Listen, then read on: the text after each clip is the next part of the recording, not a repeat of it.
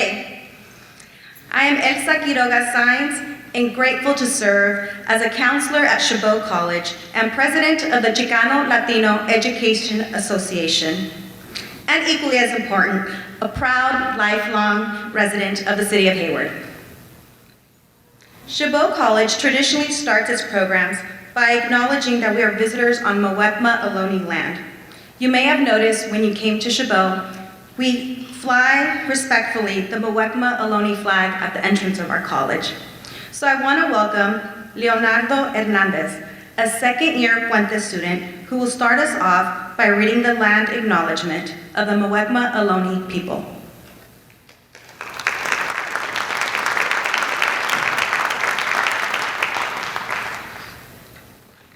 Good morning, everyone. Chabot College recognizes that it is located on the ethno-historic territory of the ancestral and traditional land of the Halkin, Irgun Chochenyo Ohlone-speaking people, and the successors of the historic sovereign Verona Band of Alameda County, presently identified as the Muwekma Ohlone tribe of the San Francisco Bay Area. This land was and continues to be of great importance to the Muwekma Ohlone tribe and other familiar descendants of the Verona Band. We recognize that every member of the greater Hayward community has and continues to benefit from the use and occupation of this land since the institution's founding in 1961. Consistent with our values of community, inclusion, and diversity, we have a responsibility to acknowledge and make known through various enterprises Chabot College's relationship to Native peoples. As members of the Hayward community, it is vitally important that we not only recognize the history of the land on which we live, work, and learn, but also we recognize that the Muwekma Ohlone people are alive and flourishing members of the Hayward and broader Bay Area communities today. Aho!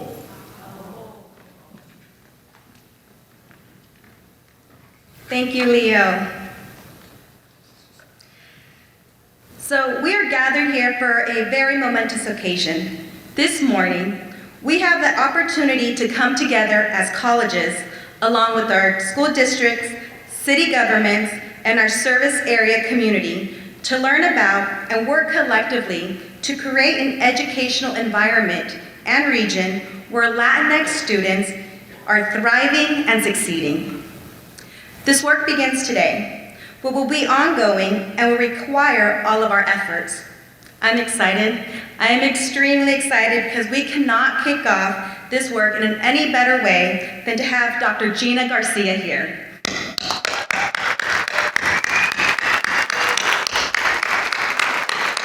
If you don't know Gina Garcia, she's awesome, and you guys are going to see it. She's one of the leading scholars on how Hispanic-serving institutions like Chabot College and Las Cositas College cannot simply be campuses that enroll Latinx students, but where Latinx students thrive. I want to stress that this will be ongoing work that will require the efforts from all levels on our campuses and community partners. So please, know we will continue to engage you in various capacities, and after today's event, you will receive an email from me, Elsa Sainz, because we want to hear from you, and we will continue the dialogue. So de todo corazón, with a deep heart, I want to thank you for being here today and for helping the Chabot Las Cositas Community College District start this academic year with intentionality. So next, I want to bring on Javier Espinosa, Vice President of the Chicano Latino Education Association. Gracias.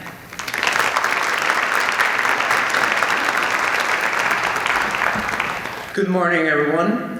My name is Javier Espinosa Barajas. I'm an anthropology instructor here on campus. I'm also the Vice President of the Chicano Latino Education Association for La Chabot and Las Cositas College. I want to give a really warm welcome, and I want you all to please help me welcome and introduce our new president, Dr. Chabot College.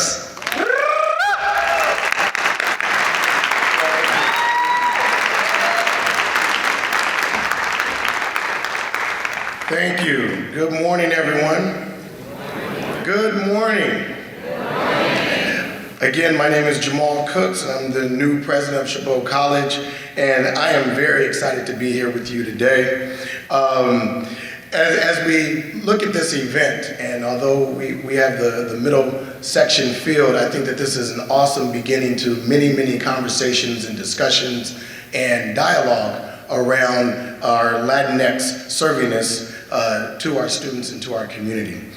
Before I begin, I'd like to introduce Dr. Foster. I'm looking for Dr. Foster, president of Las Positas.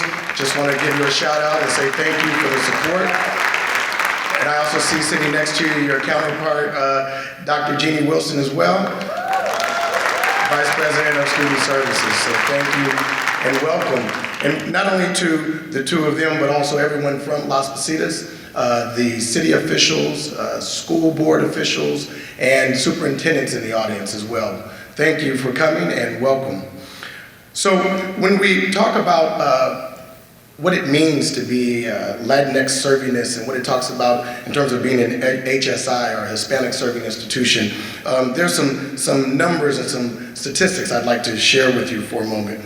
And because I'm, as my son says, getting older, I'm gonna pull out the glasses. So Latinx students make up about 66% of the K-12 students in Hayward and our local service area, and upwards of 59% Latinx.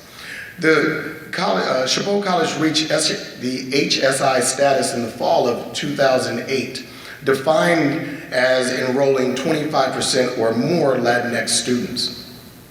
Since then, Chabot College's Latinx student enrollment has increased significantly year after year, and Chabot was awarded the first federal Title V HSI development grant in the fall of 2018. So although we had the population of being over 25% of our student population was Latinx, 10 years later we were awarded a grant. And just a couple of years ago in 2021, we were awarded the Title III HSI STEM grant, the largest grant awarded in the history of Chabot. And let's give that a round of applause.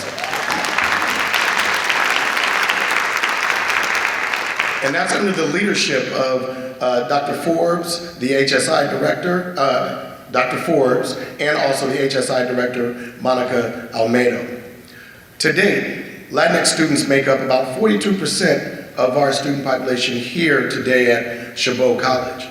Latinx students historically have been disproportionately impacted in most success metrics, including English and math course completion, persistent rates, and completion rates. When our Latinx students succeed, Chabot College succeeds, and all of our students succeed.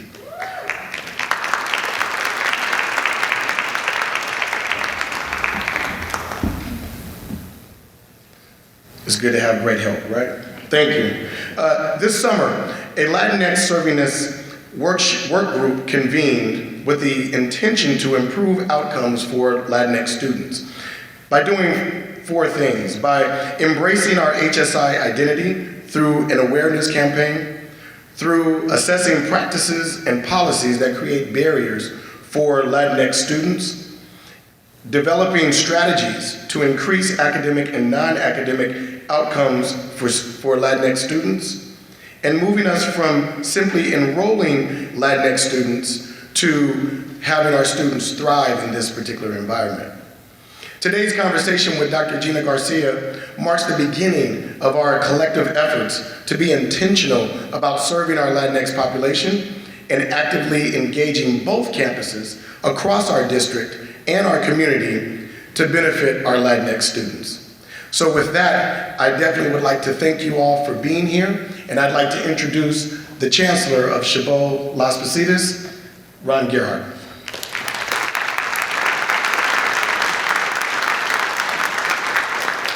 Thank you. President Cooks. Dr. Garcia, I hope you feel the love. 4 people introducing you, so I'm going to probably say a few things that has already been said, but good morning, everybody. I'm Ron Gerhard, Chancellor for the Chabot Las Positas Community College District. It is really a pleasure to have this event here at Chabot in our Performing Arts Center. Given who all is in the room today, I'm reminded how fortunate we are to serve students in collaboration with such wonderful community partners. Today we have guests representing our local K-12 districts, adjacent community college districts, 4-year universities, and community organizations, just to name a few and more. And really we're indebted and really grateful for your continued partnership with us in this work. So today, this morning, I have the honor and I am delighted to warmly welcome Dr. Garcia to Chabot and to our district. Dr. Garcia is not just a distinguished scholar, currently a faculty member at UC Berkeley, alumna of UCLA, receiving her PhD in higher education organizational change, but she is also a nationally acclaimed expert and sought after guest speaker. Passionately advocating for Hispanic serving institutions, Dr. Garcia is dedicated to guiding us in higher education to refine our strategies in supporting our Latinx and other underrepresented students.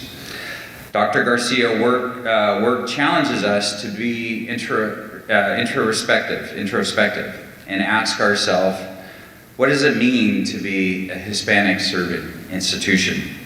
How can we bring a deeper commitment and holistic growth to every single student, particularly those from our Latinx community? Her research offers us answers, but more importantly, it presents us with questions that force us to evaluate the depth of our efforts. As educators, we know our duty is not just to impart knowledge, but to foster an environment where every student feels heard, seen, and welcome. This is where Dr. Garcia's work and concept of servingness comes into play. It's not just about numbers served, as Dr. Cooks mentioned. It's about our ethos, our environment, our resources, and ultimately the environment that we create to welcome our students and foster a sense of belonging. Dr. Garcia challenges us to truly embrace this institutional identity that is focused on service, empowerment, and on justice. So in closing, I urge each one of us to reflect on our roles in our institutions. Are we bystanders? Or are we active participants in this work together? So let us all embrace the spirit of servingness in all its dimensions and ensure that our institutions are not just beacons of learning, but also pillars of justice and equity. So colleagues, with that, please join me in welcoming Dr. Garcia.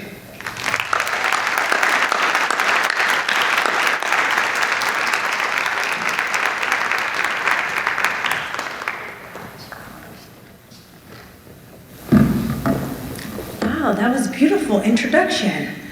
Most people read a bio. That was a clear reflection on my work, which is quite an honor, actually. So that was beautiful. Thank you. And the 4 introductions prior to that were also beautiful. So thank you. Now it's going to keep doing that. Oh, you're going to give me the lapel. Okay. Is this an actual pocket or oh, there you go.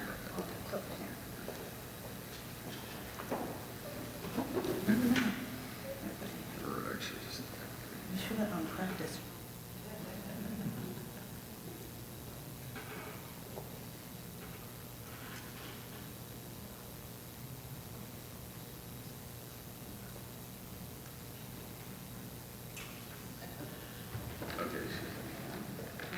Am I on? Okay, this gives me the opportunity to show you my great shoes. Most people know me for having great shoes, so I gotta, have them. My toes are out because I'm in beautiful California, I'm so honored and so excited to be back in my home state of California. So thank you all for welcoming me back with open arms. People have really embraced me, and I appreciate that. So I want to talk about this idea of servingness, and I have so many things to say, and I heard some of the reflections on some of my work. Oh, I was like thinking, how am I going to advance this thing? I was going to go like that and hope that it changed. I was going to hope, oh, it did. That was an accident, sorry. I want to make sure, I don't know where the computer's at, but if you want to take it into full, because then you won't see the tabs at the top. I don't know, whoever, I guess the computer. But there should be a place at the bottom right where you click to make it full screen. If possible, if not, that's fine. But I want to invite you to take out your phones and use the QR code to get the slides. And I say that only because, for one, it's an accessibility reason, because there's going to be a lot of stuff on these slides, so you'll be able to see it on your phone. But also, oh, now it's like moving. This Prezi is just doing what it wants to do. But also, I say a lot of things, and many of the things are not on the slides, and the slides has many things that I don't talk about. So then you'll have access to some of the resources that will come throughout the talk. So yeah, go ahead. There's a couple more QR codes. This isn't going to be a good place for this, so let me adjust this. There's a QR codes throughout the presentation. Anytime you see a QR code, it means it's accessible. So one of the things I think a lot about is accessibility, and accessibility to knowledge isn't always accessible. So we create a lot of knowledge, those of us that do a lot of research, but then people can't access it, and that is not good, right? Because what's the point of having research and doing good work and having empirical evidence of what's working if you can't access it? So anytime you see a QR code, it is an accessible article. It's typically a journal article. So just to give you that. But servingness, let's talk a little bit about servingness. I don't even know where to point this thing. So, I just got a text from a colleague at an HSI in Texas, and she's so mad. It was about 10 speed texts. You know when people text you like 10 in a row, and you know they're upset? She was upset. And she said, my campus is talking about HSI, and it's so basic. They're talking about it as enrollment and a federal designation. And then there was a series of other things. Throwing a bunch of folks under the bus and whatnot. You know, that's what we do with our colleagues, our co-conspirators in this work. And so it immediately brings me to this slide. And what I think about this slide is that for HSI, for most of us, we think about it first as enrollment and a federal designation. And that's okay, because that's part of HSI, is like, but if you stop there, you're doing a disservice to the students who made you an HSI. So that's the whole point, right, is that we don't want to stop there. So yes, 25% Hispanic, Latinx, Latine, Latino, Latin asterisk, however you want to call yourselves, I'm good with it. But anybody that checked that Hispanic box, which is also complicated, but that's a whole nother talk in itself. But HSI is 25% Hispanic and also 50% or very high low income. And that's an important piece because our students' identities are intersectional. Right, so HSIs, this is complicated work because our students are very intersectional. So they're not only students of color, they're not only racially minoritized, but they're also showing up, as we know, I don't need to tell you because these are your students, potentially low income as well, and or first generation to college. All of those are intersectional identities. All of those are identities we need to think about when we're thinking about servingness. So it's not unidimensional work, it's actually multidimensional, and it's intersectional work. The other thing is we then are eligible for the grants, right? And congratulations for getting multiple, not just one, but multiple grants. But the Title V, both A and B, and Title III grants then allow us to do creative work. Now the reality is the federal government hasn't thought super critical about HSI. So I have slides at the very, very end that I probably won't get to because I never get to them. But towards the end, I talk about the external influences on serving. And I'll show you that when we get to that slide. But those are things like the federal government's call for grants. And if you have ever read those calls, they don't say things that I talk about, like racial justice, racial equity, social justice. They don't say things like that. They don't talk about liberatory outcomes, critical consciousness, racial identity development. They don't talk about those things. They talk about very US federal government constructs.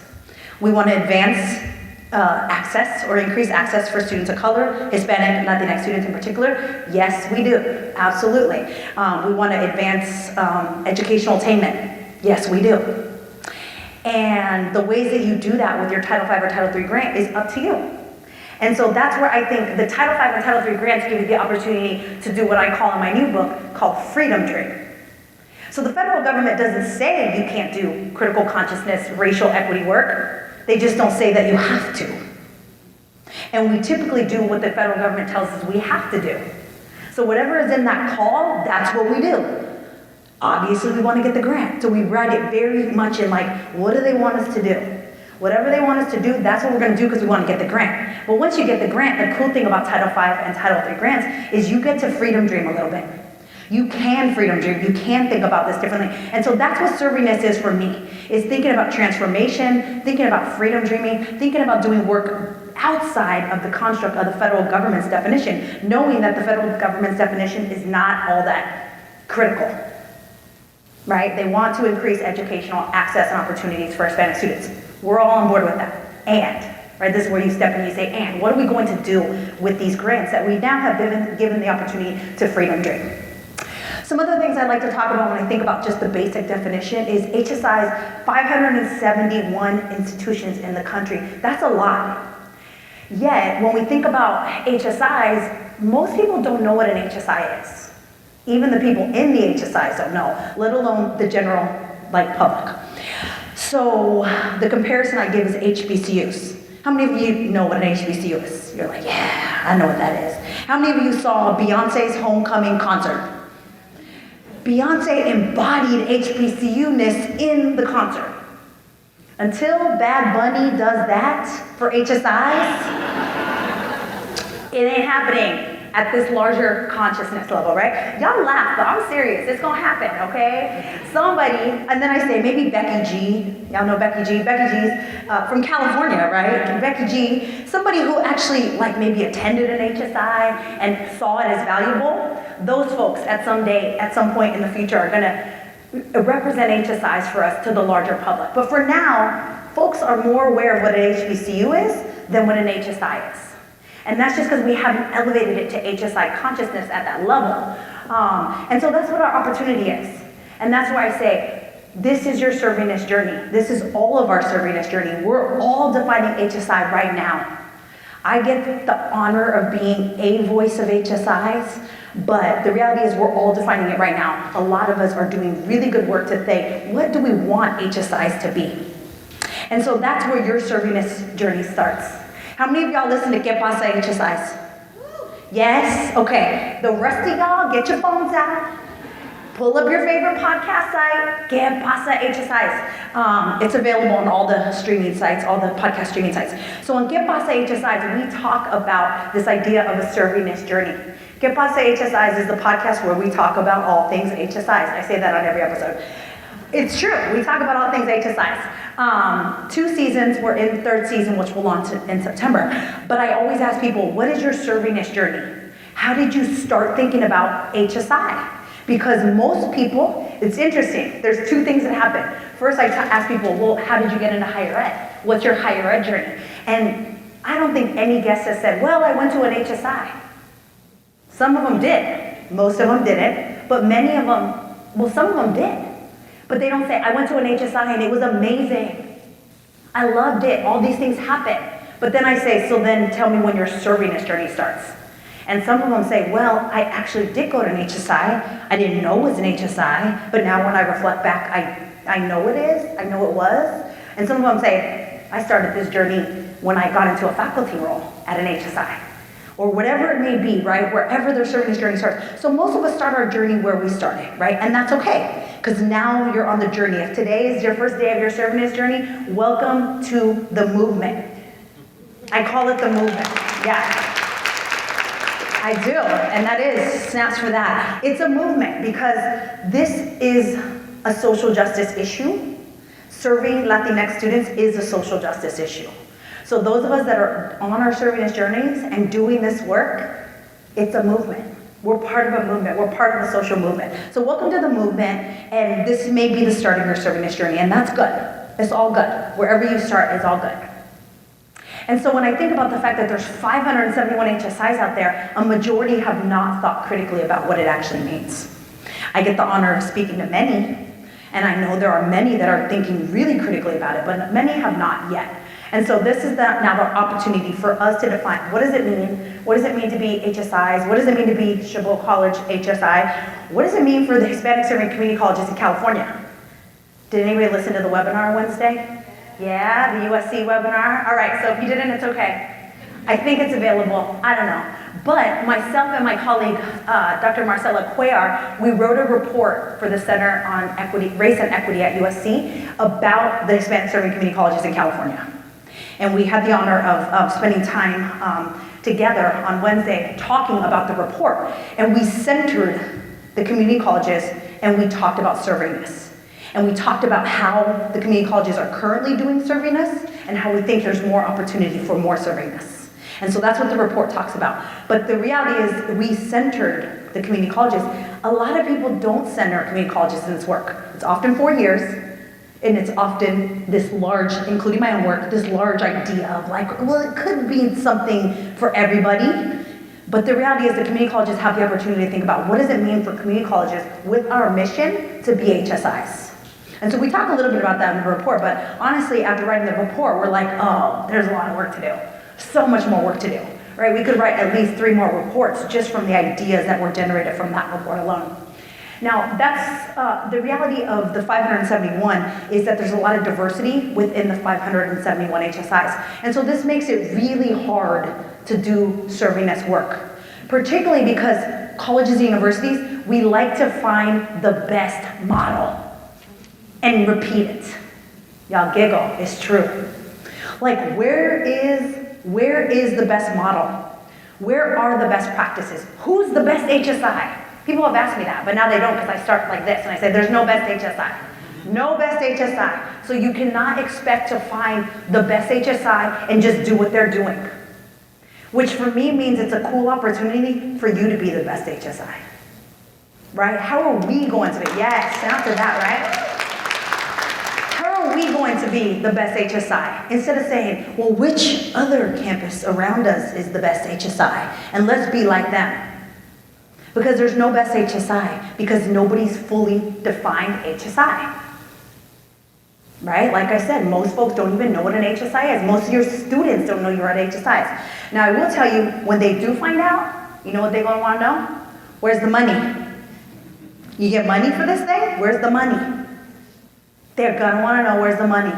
That's what immediately they're like, wait, so you're an HSI because I checked the Hispanic box, I'm Latina, so where's the money? What are you doing for me? How are you serving me? They want to know too. Students want to know, how are you serving me? They want to know where that money is. And the important thing about the money is it is intended to advance the campus, right? You can't give students the money, right? That's not allowed. Federal government doesn't say, okay, you can now redistribute it as like, you know, grants to students. No, you have to create an environment that's better for them. So how are you going to show them that? That's servingness. Then we say, well, remember that program you went to? That was servingness. Remember that math class you participated in? Yeah, we transformed the whole curriculum in math. That was servingness. Your English class, that was servingness. Your advising, servingness. All of that was impacted by this idea of HSI. And that's how we think about servingness. Now, servingness is this large construct that no matter where you're at on campus, you can be doing servingness. And you probably are. Some of y'all are thinking about it, are already doing it. Now, some of the other complications of servingness and or being an HSI is that it's not all Latinx students on campus, right? And so people get caught up with the Hispanic serving part. And they're like, so if we are Hispanic serving, does that mean we don't serve anyone else? And people get caught up in this cycle of feeling like you can only serve one group at one time and that we can't be multidimensional and do a lot of work all at the same time. Yet we can. Right? We can do multiple things all at the same time without Hispanic serving limiting us. Because it's not Hispanic only, it's Hispanic serving. The federal government never said you can only serve Hispanic students. Actually, it's quite the opposite. The funding is intended to be for the whole campus, and so it's more than Hispanics, right? So that's why the profile of students at HSI is so important. So the red, I know it's really hard to see the numbers, the red bars is that's your population of Latino students at most HSIs. This is averages, right? But they tend to be one of the largest groups at most HSIs, right? More than white students. And this is important because I know early on when I was doing this work, people were caught up in, but they're still white. So 25% Hispanic and 75% white, they're still white. That's not the case anymore. HSIs are some of the most diverse campuses in the entire country, right? That's the reality, is you have the most diverse students in the entire country. Now what are you gonna do with them? Because back in 1990s, when scholars were writing about why we needed diversity, we've been fighting this affirmative action thing for so long here in California, right? This is not new, right? The attack on diversity, the attack on affirmative action. The conversation was that once the students were more diverse, you couldn't stop there. The reality is HSIs now have that, yet we stopped there in most cases. We still haven't fully transformed the structural ways that we're going to serve students. So if you know that your students are, yes, a lot of Latino students, Latinx students, but also Black, also Asian American, Pacific Islander, some HSIs are Anapizis as well. There's several of those in California. There are white students who are also part of HSI. And so how are we going to serve all of these different students? The other thing is some of your students are all of these things all at the same time. Because Black people are also Hispanic or Latino, right? Afro-Latinos exist and often exist in the space of having to pick between one or the other, right? And so how are we gonna do this work that we don't require that? That we say, yes, you might be in 2 categories or 3 categories. You might be mixed. You might historically, as Afro-Latinos, have been mixed into multiple categories. So Hispanic serving institution doesn't mean Hispanic only. And that's an important place. We have to move beyond that because you will come across, and y'all are like, I call y'all the choir. Anyone that comes to listen to me, y'all are already on board. Y'all already read my book. Y'all already, well, only a couple of y'all listen to the podcast, so y'all didn't fully do your homework. Y'all already on board with this work. You're just like, give us more, Gina. We need more. The choir needs practice. We need more, right? There's people that you're going to interact with outside of this space that they're going to say these exact things and say, Hispanic only.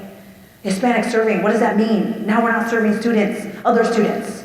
What about this student? What about that student? Everybody's going to want to know about all the lives that matter on campus. Y'all got that reference? Y'all good. All the lives do matter, but some lives are struggling a little bit more. Some of our students need more support. That's equity. That's the funny thing, is like we're committed to equity, but all lives matter. They kind of go against each other because equity would say that we know we need to support some folks more than others, and that we follow the data to know which folks those are. Right, so what are those folks? Who are those folks within these different categories? Now, the other thing besides the profile, racial profile, no, I'm not moving. It doesn't like me. I think it's over there actually, right? There we go. So, like I said, low income, first gen also, but there's a number of other, the blue box, if you can't see it, is like other, and the references there. As I've been reading some of the more recent HSI research, scholars are bringing in all the identities. So we're talking about immigration status, we're talking about undocumented students, DACA students, we're talking about the fact that students might be bilingual, they might not. That makes it hard, because we could say, oh, we're just gonna do everything in Spanish and English. Some of your students don't speak Spanish, even if they check the H. Some of them do. Some of their parents don't, or do. Some of our students speak multiple other languages. All of that comes into play. How do we serve students at all of those intersections? We also know our students are working full-time or part-time. They have other priorities, competing priorities, all kind of things going on. So how do we serve students at all of these intersections? That's the hard part of serving us, is we say, yes, we want to do the work, but how are we going to do it? And so this is where I bring in the servingness framework for us to think about structurally, what can we do different? How do we freedom dream outside of the federal construct and do a little bit more than what has historically been done? So this book that I draw on throughout the presentation is an edited volume written by Title V and Title III directors. So the book brings in voices of folks who are doing the work every single day, which was what the goal of the book was. I, as a scholar, was reading a lot of things, and there was a lot of people like me who were scholars writing from the ivory tower without doing the work. That's what sometimes researchers do, right? And particularly me, I was doing it from the whitest institution in the country, the University of Pittsburgh. So I was like, how am I the voice of HSI? And I'm like, at the whitest institution ever, right? Because that's what research is, right? We tend to study the concepts, right? And people knew my connection and why I was so committed. They're like, Gina's committed because she is a product of an HSI, which I am, right? Cal State Northridge, go Matadors, any Cal State Northridge people? Okay, ooh, ooh. So it wasn't something that was, I just decided this was gonna be my research area. It was something I am very much committed to, right? I was also a Title V director, right? So I know this work, and I know how hard it is. And so the book, the intention was to who's doing the work and what are they doing really well? And what are they doing with their grants? And so some of the resources or the references that I refer to are from the book, right? And so the book does outline some best practices. There are best practices, but no institution that is fully emerged as an entire HSI that I would say. There's some other references here also around servingness. What is servingness? What do we mean by this concept of servingness? Because people have really embraced servingness, right? Taking the S and elevating that we're gonna focus on the S within the HSI construct. So servingness is the enrollment and anything beyond enrollment. The federal government says you enroll, cool. We're gonna do everything else beyond the enrollment because you already are there, that's HSI, right? So everything beyond the enrollment. And the two big dimensions that we talk about in the framework is the organizational structures and the way we're gonna measure it once we do it. How are we gonna know we're doing servingness? We also disrupt some of the normative ways that we tend to do this in higher ed, which I'll talk about. So the oval, definitely can't see these. I'm close and I can't even see those. I'll just talk through it. The oval is the organization. That's the college. So anywhere where you're at on campus, you fit in that oval. Or maybe you're outside of it. Maybe you're a community partner and you're outside of it because some of the external influences, that's what that is. Right? But you're somehow engaged with the campus in a way that you can have an influence on servingness. Some of the things that are in there are like the curriculum and pedagogy. Who teaches in the classroom? Okay, y'all do servingness in the classroom. You don't have to do servingness everywhere. You do servingness where you show up. So if you're in the classroom, that's where servingness happens for you, in the classroom. So now you're thinking, okay, how do I do servingness? How do I do this better? How do I serve those really diverse students that Dr. Garcia is talking about? How am I gonna do things differently than I've always done? How many of y'all are in student support services? You support students outside the classroom. Okay, that's servingness. That's where you do servingness, right? That's where you're gonna think, okay, how can we be doing this different? Have we always done it the same? Can we do it a little differently? Have we fully accounted for the diversity amongst our students and the things that they might need in 2023? And I say 2023 because the 2020s have brought us a bunch of challenges too, right? Beyond students' identities, just general challenges. How are we best serving them in 2023? What else is in there? Who works on an HSI grant? You know, y'all have HSI, the Title V, Title III. Okay, servingness. That's typically where servingness starts and ends on a lot of campuses. Don't let it start and end in that space. I mean, it should start there, but also not end there, right? Because your Title V and Title III directors shouldn't be the only ones doing servingness. Everybody in the oval should be doing servingness. Right? Everybody's going to have some sort of effect because our students don't only interact with those spaces, they interact across the spaces, right? Who's outside of the oval? Who's like decision makers from the community, external supervisors, superintendents, folks like that? That's the external influencers. Folks outside who also have an effect on servingness. One of my favorite groups to talk about that we don't talk about enough is your board of trustees. People who make big decisions and that often don't think about servingness. Not that they aren't doing servingness, just maybe not from this construct that we've been thinking about it. I have a study under review right now, actually, where I talk to trustees at a campus. And one of the findings that we found, me and my colleague, Dimitri Morgan, who is a scholar of governance, And we've talked about how they segmented. Well, yeah, we're an HSI, we know that, but then we do all these other things. And we're like, but how is that and that, how can you bring them together? What if servingness was those things you're committed to? So they're very segmented, right, in some of the decision making, rather than drawing on the fact that HSI was a big part of this campus's identity. They have 4 Title V and Title III grants. Very much a part of what they're doing for a tiny little 2,000 people campus. So they very much was wrapped up in it, but the people who are making big decisions weren't wrapped up in the decision making around servingness or thinking about it. Another thing we found was that they were Latinx evasive. Very much Latinx evasive. We would ask them about it and they would say, oh, well, what about fill in the blank? Well, what about these students? What about low-income students? What about undocumented students? Which is great. Your undocumented students might be Latino, but they might not. Right? So they were having trouble just focusing on this one population and being Latino-centric because they were so busy like, no, we can't just look at that group. We're not gonna just look at that group. I'm like, that's 60% of your campus. Don't you think it's kind of important to start thinking about them and centering them? So that would be the outside folks, right? Folks who have an effect on what we're doing, who also need to embrace this idea of servingness and who we need to embrace, right? Bringing in folks who we can work through that bring pathways into the college, that's servingness, right? Working with the community to make sure we're getting students here, that's servingness. Now everything at the bottom, those are the measures. The ones in the middle, those are what I call the academic outcomes. Those are the normative ones. Those are like graduation, completion of certificates, transfer, things that we think about all the time and we absolutely should. Those are things that most of the external influences want you to do. Those are the things the state wants us to do. The state says, yes, increase transfer, increase success of students. Absolutely. But this is what a Title V grant typically looks like. So we have inequities in outcomes, we have inequities in transfer. Latino and Black students aren't transferring at the greatest rate. So we're gonna implement this program, and it's gonna increase graduation by 1 million. The one program is gonna increase graduation by like 1,000%, right?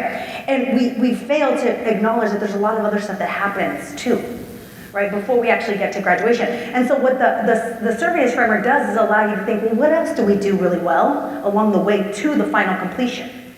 That's what I call the mediator outcomes. What are the mediator outcomes? What else do we do well here? What else do we do well in our classroom that allows students to eventually make their way to that final outcome, but that doesn't happen immediately within 3 years? Which is a grant. Those grants are typically 5 years, right? Maybe it doesn't even happen in 5 years because we have to work on this over time. This is transformational work. Organizational transformation, you don't see the outcomes in just 1 year. So the servingness framework, and particularly the non-academic outcomes and the experiences box, allow you to see shorter term outcomes. What are the shorter term outcomes that we're going to grapple with? That we know are eventually going to lead to the longer term outcome because that's what the research says. There's a ton of research that would tell you that students having the opportunity to explore their racial identity, for example, in college is going to lead to more persistence in college and more, ultimately, graduation. So why don't we focus on some of those as an HSI and say we're going to allow students to see themselves in the curriculum, we're going to allow them to explore who they are as people, and that's going to keep them engaged, and they're going to want to keep coming back. Because we have this really unique environment here. Knowing also that our Hispanic Latino students tend to enroll in campuses that someone they know already trusts. So if they didn't have a good experience here, they're not gonna tell their people. They're not gonna tell their primos, sobrinas, tias. I mean, we know they're calling in aunts are coming to campus with them.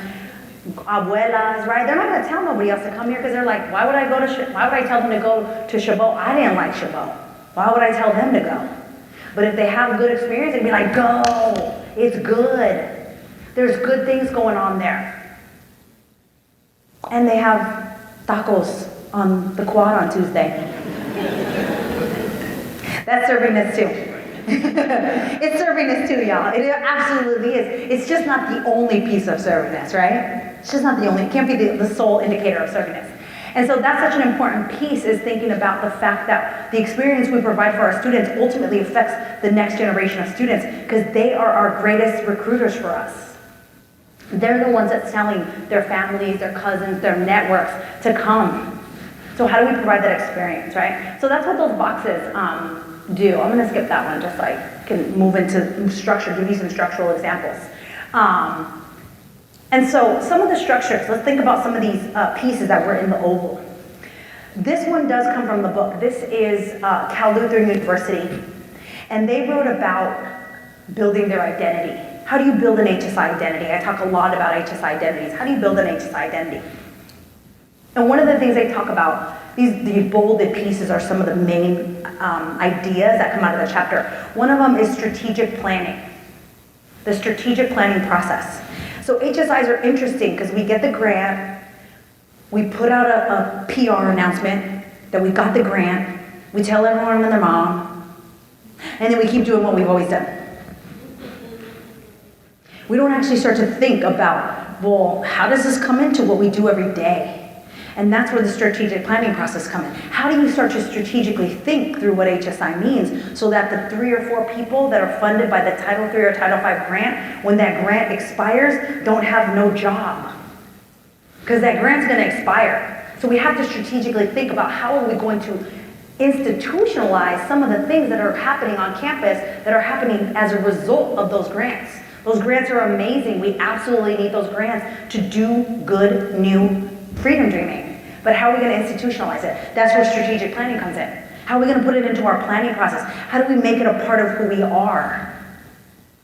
Because the strategic plan typically gives you maybe 5 whole things that we're going to focus on, right?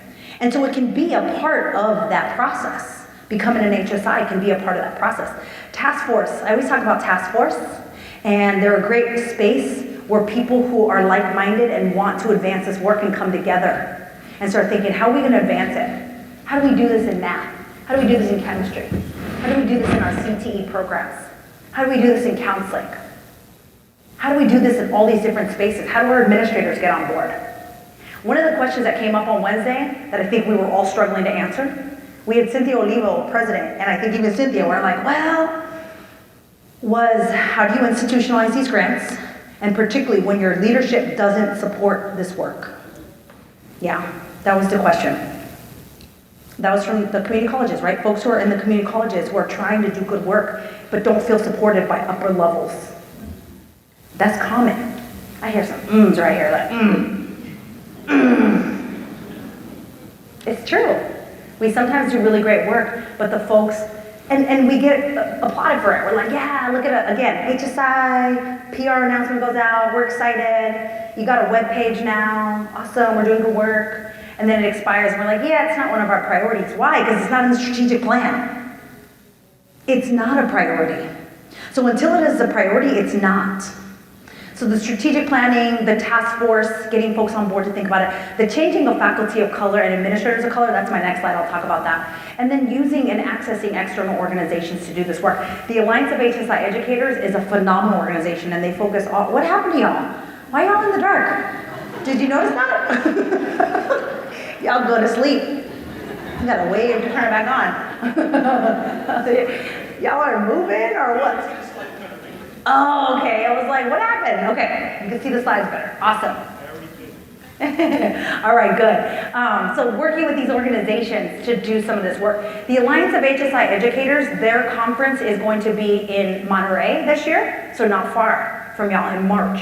So if you want to engage with that organization, that's a great place to start thinking about HSI, right? Because it's going to be right here in our backyard. So faculty profile. These are averages. Everything's always an average, right? But the reality is we know that the faculty at HSIs are still predominantly white. That's the yellow bars here. Predominantly white, and that's across all HSIs. We've yet to meet an HSI that was much more diverse and or reflective of the students.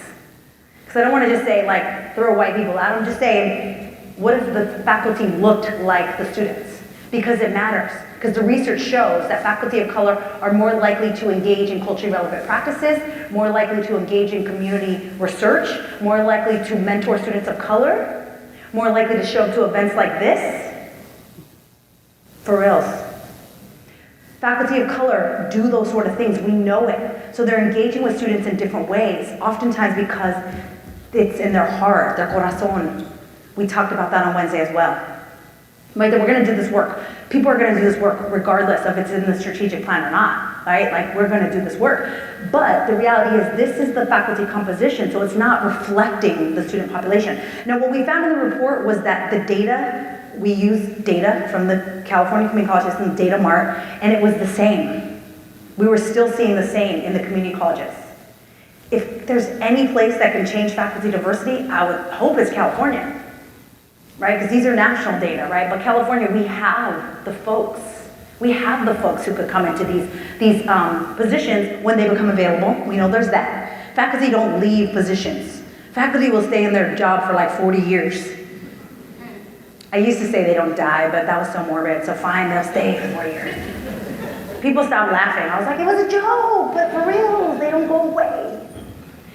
So they don't go away. So if the same faculty member for 40 years doesn't go away, that line is never opened up to change it, right?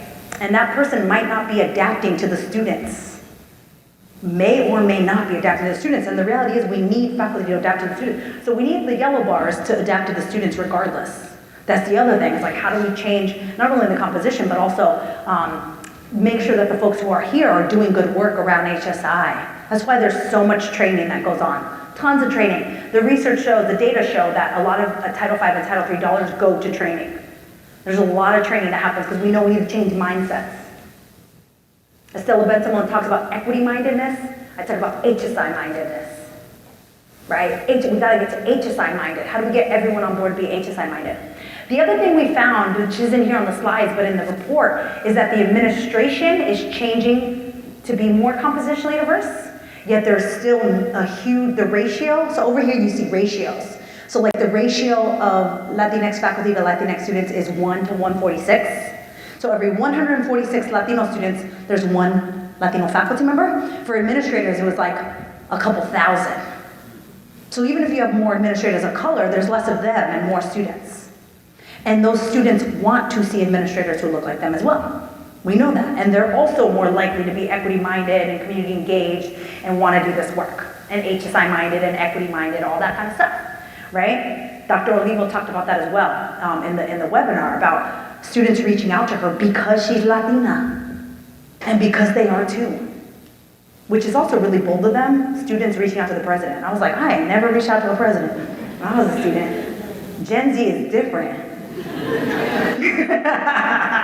These Gen Zs are different, but they do, right? And she talked about that. She was like, it's really beautiful, but it's also a lot of work. So now we're putting more work on the people of color who are lesser. There's less of us at these campuses. So this is a huge conversation, is how are we gonna change faculty composition?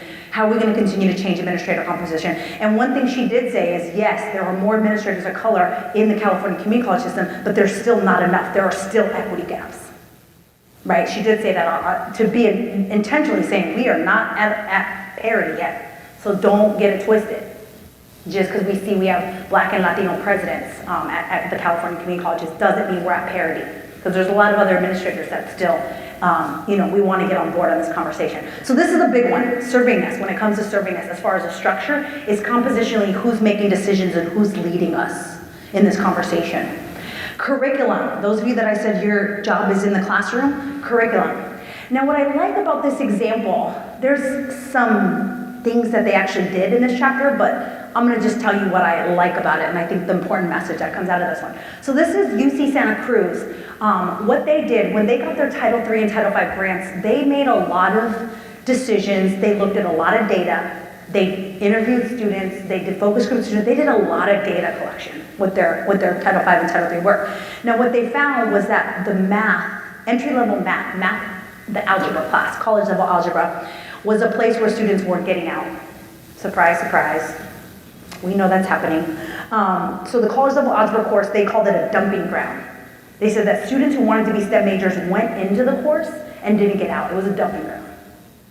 And they said they wanted it to be a launching pad into STEM. Because the algebra course was killing STEM dreams. It was. They're like, I want to be in STEM. Boom, done. Going to sociology. Not that sociology is bad. Just saying, they didn't want to do STEM no more. Sociology is pretty hard, actually. It's pretty intense discipline as well. But they didn't want to be in STEM anymore. Now, the important thing, this is what I want you to take away from anything of this slide in particular, is they didn't say what's wrong with these students of color. They said what's wrong with the course. What's wrong with the course? And most people, faculty, if y'all faculty, and I think all folks across campus, we look at the data and we disaggregate and we say, they're so busy, they don't come to class, they have kids, they don't speak English well, it's their second language, blah, blah, blah. They went to bad schools. They don't email? They don't read email. I went to one campus, they said they don't read at all. I was like, they don't know how to read? I was like, are you saying they don't know how to read or that they just don't read what you're giving them? Maybe you should give them something better. Maybe you should give them Get Pasa HSI's podcast. I give my students Get Pasa HSI podcast. Because you know what? Students can learn from things other than a book. There's that, right? This is where we complicate pedagogy, right? Curriculum can be a lot of things, right? They can come right here and learn a lot of stuff from me talking for an hour, right? There's lots of ways to get content, right? So there's that. So yes, but back to the point, we blame them. Everything is wrong with the student. Everything, they do everything wrong. They walk weird, that's why they're failing. I mean, we come up with all kinds of ways, right? Instead of saying, well, maybe this course sucks.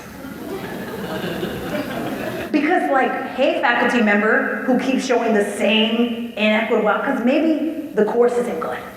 I'm not gonna say you're not good and you suck, but the course sucks, right? Because you haven't changed it ever, or adapted it, or evolved with the fact that I said Gen Zs are different. Racial, ethnic, economic diversity, all important, but also just this is a different kind of student, right? We have to keep adapting, yet we don't. And so that's what they did. They said, what's wrong with the course? And they changed the course. Now let me tell you a little bit more of the story that doesn't come out in the chapter. The lead author, she actually was a math faculty member, and she said, I'll change the course. The Title V folks said, hey, we need someone to change the course. And the whole math department basically shunned her. They didn't have anything to do with it. Because nothing was wrong with the course, remember? Everything was wrong with the students. Nothing's wrong with that course, leave it alone. And she said, I'll change it. And they basically booted her out of the department. There was a bunch of tension because she was willing to do the work of equity. Remember I said, welcome to the movement? She was in the movement. And people in the movement are willing to take shots. And she was willing to take shots. She said, okay, I'll do it. And the Title V group said, we'll support you. And they funded her. They picked up her funding, right? And they were able to fund her to do this course redesign because they had the funding. That's creative ways of using Title V and Title III, right? So they creatively changed that course. And so she took it, right? And she was willing to work against all of her colleagues who said there's nothing wrong with the course.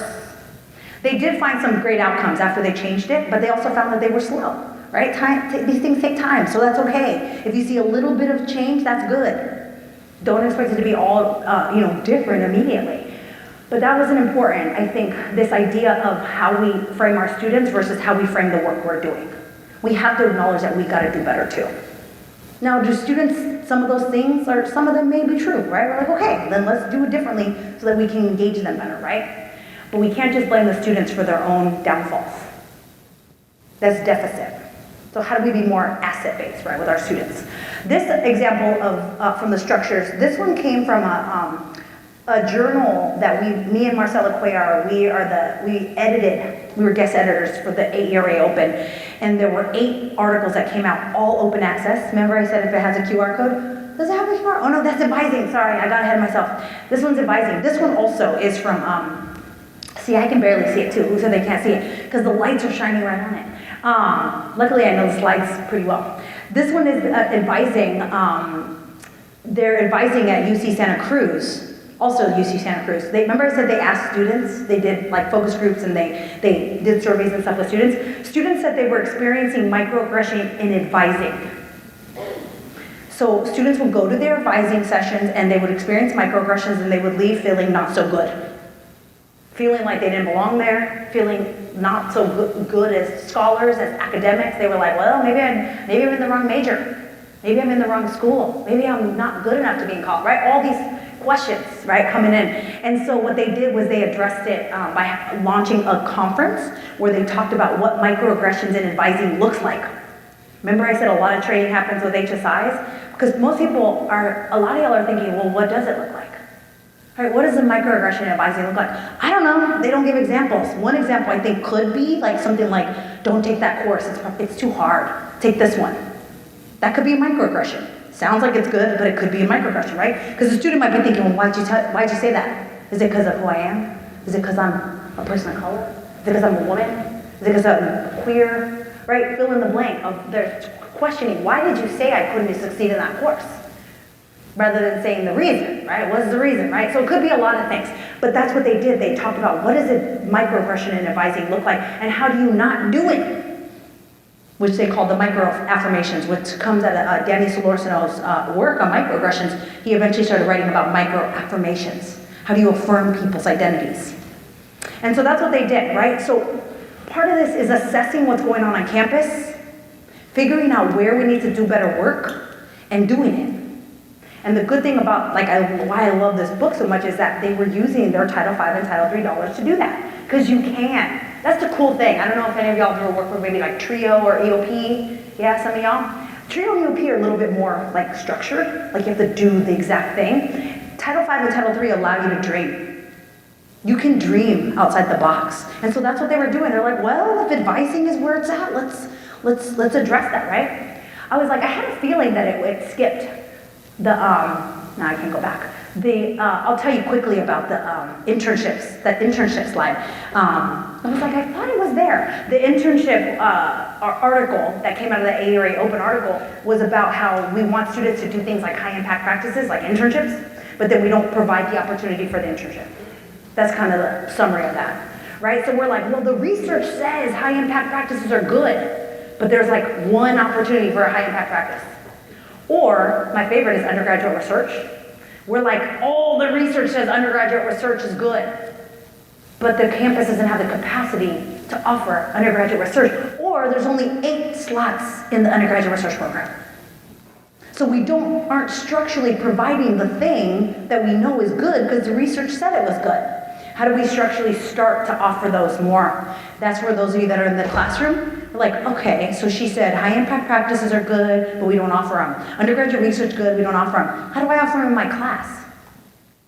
Right, because that's one of those things we think we have to have money to do it outside of in a program, but you could start to do those things in your class. Right? Students can do participatory action research in your class. That's undergraduate research. Get them thinking about research. I did on Get Pasa HSIs, I plug it all the time, y'all. Get Pasa HSIs. I worked with some students at Mount SAC, and they did participatory action research.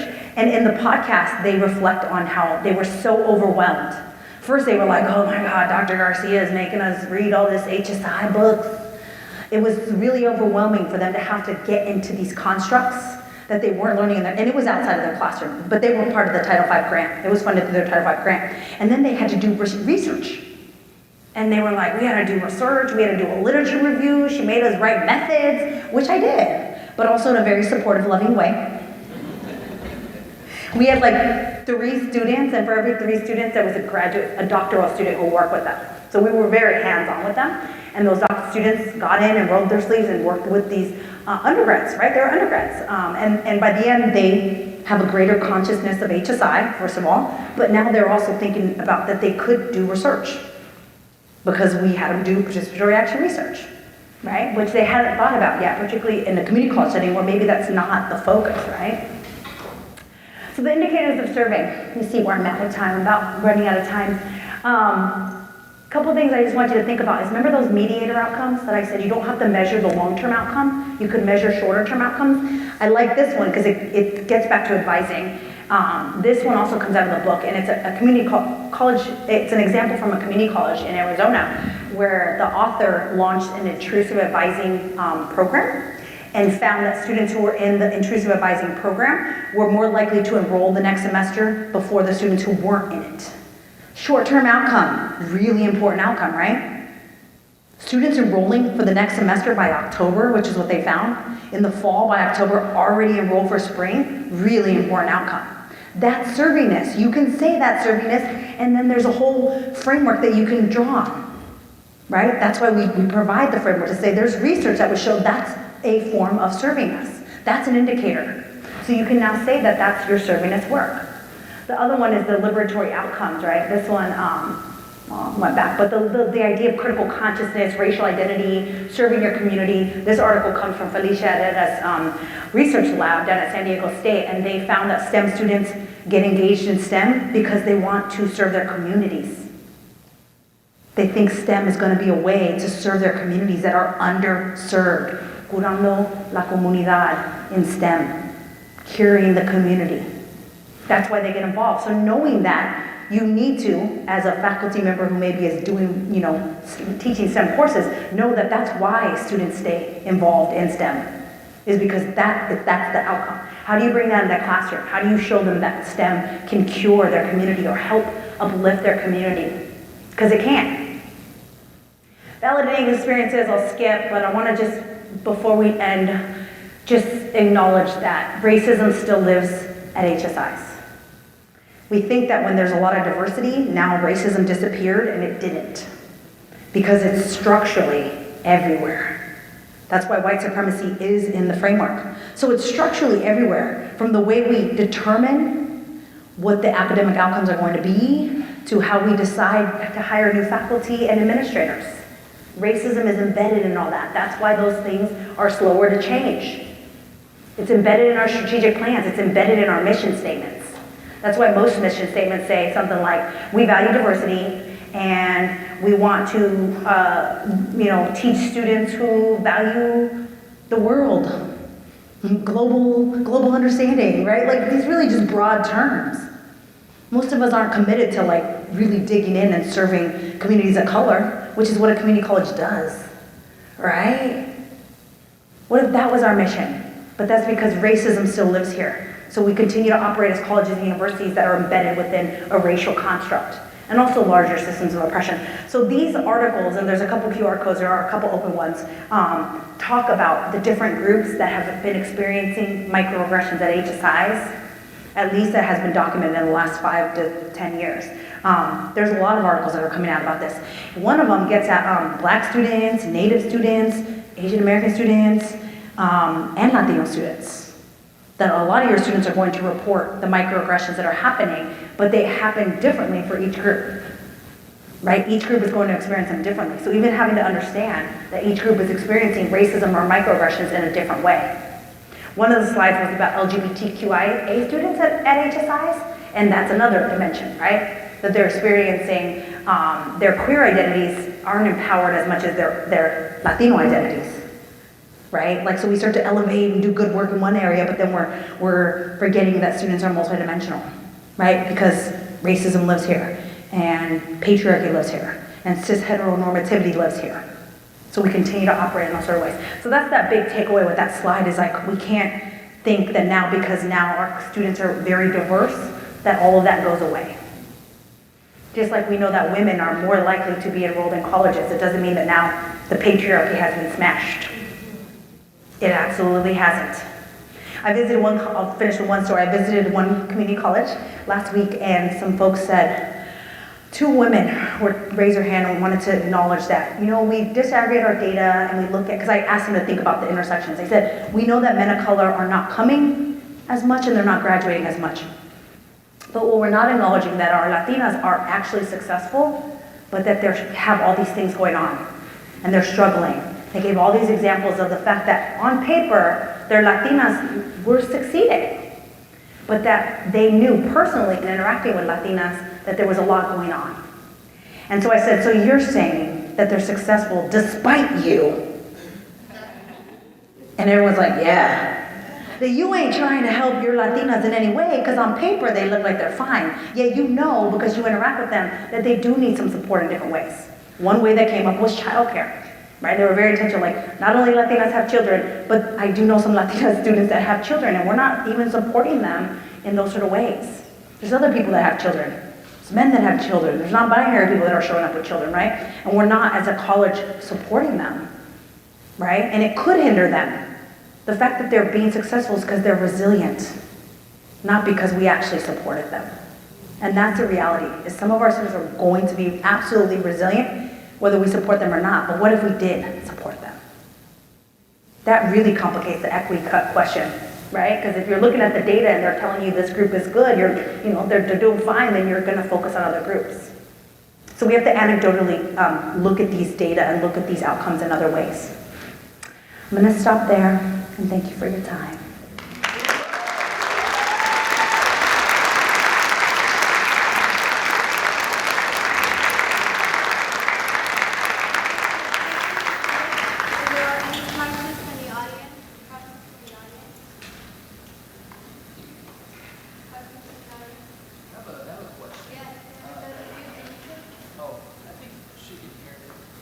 But make sure everyone else can hear you.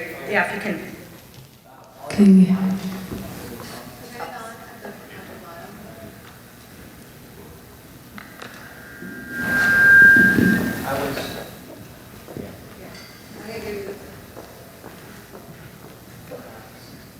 You were over-prepared and we got... The one, oh, here we go.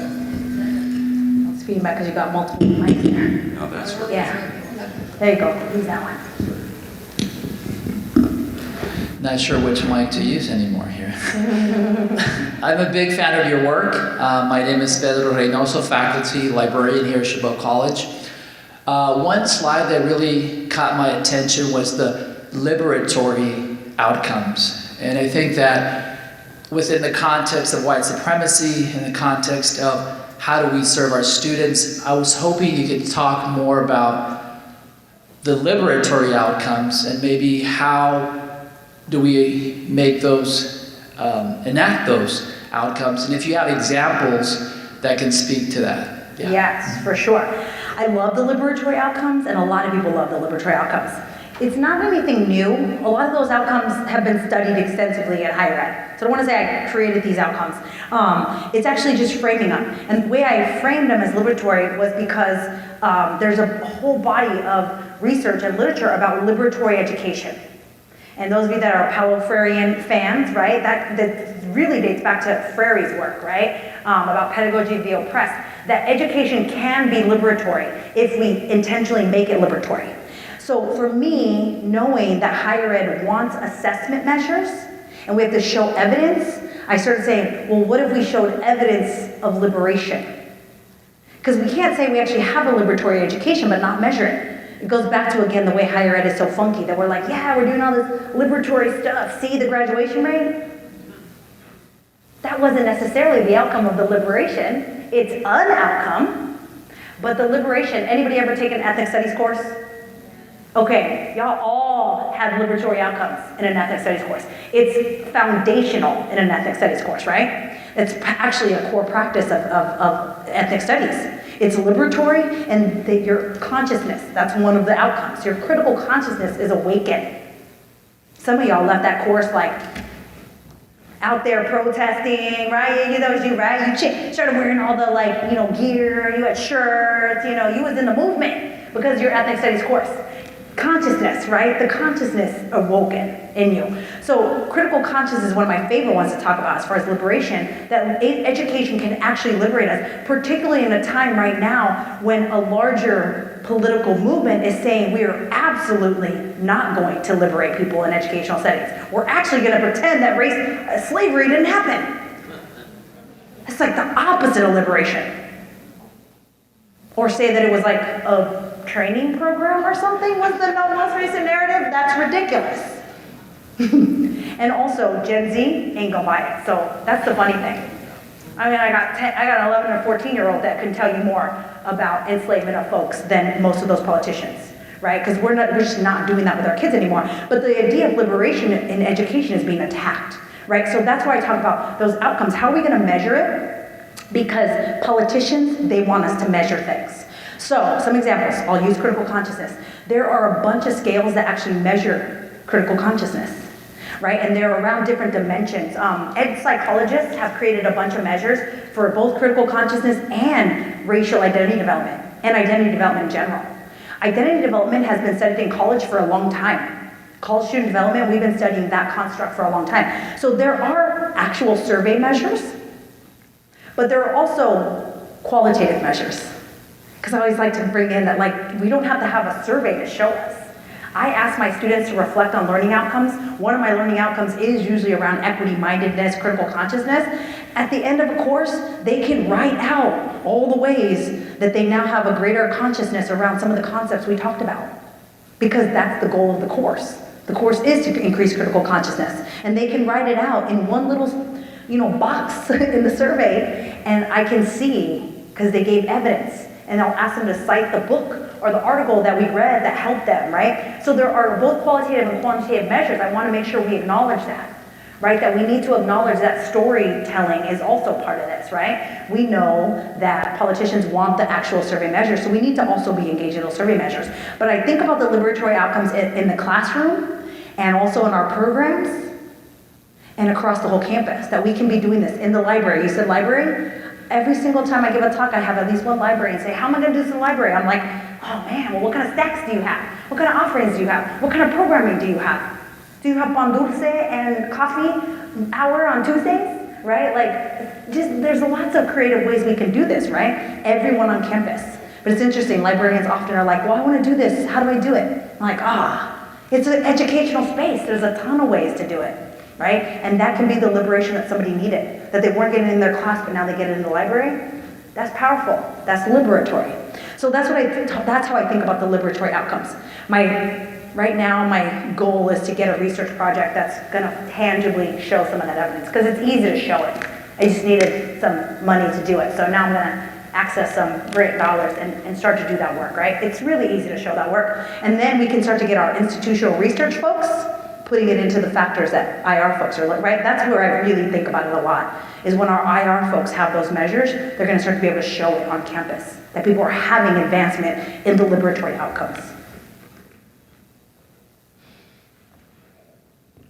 Dr. Garcia, pleasure to meet you. Great stuff. I'm Aaron Ortiz, CEO of La Familia, and we're a community health organization here in the Bay Area. And my first question is, how do you think that community-based organizations like ourselves can better support HSIs in the development of students, but also how can we create a pipeline to behavioral health? Because I can tell you right now, I have a ton of behavioral health therapist positions open right now, and they lead into paying $130,000, $140,000. I can't hire enough biliterate, bilingual, Spanish-speaking staff. You just said so many, I have so many ideas. Any question you ask, I got an idea. You just gave me a bunch. I was like, okay, first of all, you said you have opportunities for jobs. Everybody here wants our students to get jobs, right? That's one of the actual outcomes that we strive for, right? We want our students to get jobs. Remember the internship example that I didn't really spend a lot of time with? One of the things that was said was that students said there weren't opportunities for them to do the internship. Right? So when you say, how do I get better involved? Part of it is us engaging with community organizations and also corporations, right? To offer those internship opportunities, to increase students' understanding of your opportunities, right? So part of it is us. Colleges and universities need to do better about engaging, I think, with community partners, right? But when you stand up and say, how do I be better? That immediately opens the door, right? To folks to say, how are we going to engage better with our community partners? Because our community partners do have a ton of opportunities. We often just don't know. And so the students in that internship piece, they said, we just don't know about the opportunities, right? They just need to know about your opportunities, right? Some of the other things that I was thinking about is back to the liberation. One of the liberatory outcomes is community engagement, right? That students want to engage with their communities. Not the community engagement that we go do community service in another community that's not ours and we're, white savior stuff. No, we want to serve our communities, right? Because that's how higher ed had originally written about community engagement, really, was community service, saviorism type stuff. No, students want to go back out and serve their communities, right? So how can you become a partner in that? That's liberation, right? And it can happen both in classroom settings, right? Through a co-curricular experience in the classroom or outside the classroom in a co-curricular experience. So I think there's so many ways that community partners can engage, and we actually need community partners to engage. One more thing I'll say about communities that I'm seeing with Cabrillo College right now. I don't know if y'all saw Inside Higher Ed this week, but I know also what's going on. They were trying to change the name of their college, Cabrillo College. Some of y'all know the story. Because Cabrillo is a conquistador, colonizer, killed a lot of people, mostly Native people. So they're trying to disconnect from the Cabrillo name. And the community is coming for them. The community is not having it. The community is like, we will withdraw all our funding from you if you change the name. They are coming for Cabrillo College. And Cabrillo College was trying to do really good equity work. And at the request of students were saying, we want this name to change. And the community is coming for them hard. And so immediately I'm like, how do we make sure we have really good partnerships with the community members who potentially might come for us later when we're doing good equity work, right? And that's that movement stuff. Is Cabrillo College willing to take shots? They were until they made Inside Higher Ed. I'm just kidding. Now they're like, forget it. Apparently the name change is on pause. Like it really is, it's been really, traumatic for them to go through this now experience. But you gotta work with your partners, right? So that we know that that's not gonna actually happen. Or those community partners that come and say, we don't support you in this work, the ones that do, get louder. Because really it's just the loudest ones that are making a lot of noise right now. There's plenty of people who would support their work, I'm sure. So thank you, and I hope y'all will engage better with community partners. Dr. Garcia, thank you for this call to action. My question is around the slide that you showed that talked about intrusive advising, and I was hoping you could talk a little bit more about that, that approach, some impacts and potential positive outcomes of that model. Yeah, intrusive advising, it's been around for quite some time actually. I don't think there's good research about it though, and I say that only from my own experience. So my first book, Becoming HSIs, one of the 3 cases, they did a lot of intrusive advising. And so when I wrote up that chapter, I was looking for research to show that intrusive advising works, and there wasn't as much as I had hoped. There is some that shows that it's evident, so evidence that it works, which that chapter does, right? But the intrusive advising model is basically, we go to the students rather than the students waiting for them to come to us. So the advisors, the counselors are like, well, this campus I worked with, this HSI, they were texting, they were calling, they were going to find students in their classes. UC Santa Cruz did some of that with that math course that they changed. They did that as well. They did advising in the course. They worked with EOP to get advisors to embed them within the course. That was a more intrusive approach rather than waiting for students to schedule a meeting, right, with you as an advisor. So it's just being a lot more hands-on with the advising rather than saying, come visit us, we're here. Because students might not come visit us, we're here, right? That's why some of us sit in our office hours and nobody ever comes, right? Rather than us saying, you know what? Where y'all at after class? You going to coffee? I'm coming too. I'm coming too, because I'm gonna bring my office hours to you, right? That's very intrusive actually. Students might be like, we didn't really want you to come. Well, I'm coming, right? Intrusive, being a little bit more intrusive rather than waiting for the students to come through the door or come into the Zoom if we're doing it virtually, right? Because we know we still do a lot of services virtually. So that's that. Am I done?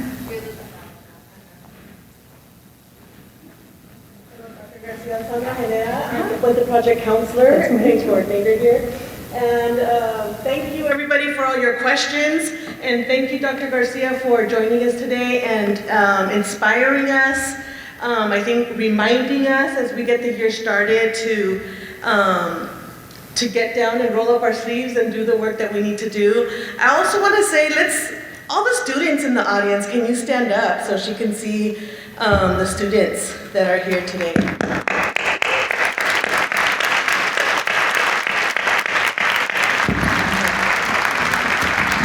Students, a lot of your education will also happen outside of the classroom. So thank you very much for taking the time in joining us today. And we want to thank you for joining us today, Dr. Garcia.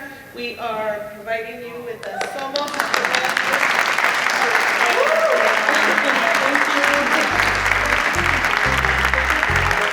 Thank you.